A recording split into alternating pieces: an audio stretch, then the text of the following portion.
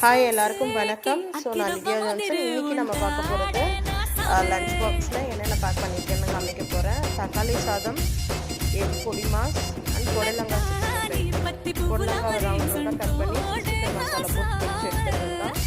And snacks பார்த்தீங்க அப்படின்னா மாதுளம்பழமும் ஆப்பிளும் வச்சுருக்கேன் ஸ்நாக்ஸுக்கு. ஸோ கண்டிப்பாக டெய்லி ஃப்ரூட்ஸ் நம்ம கொடுக்கணும்.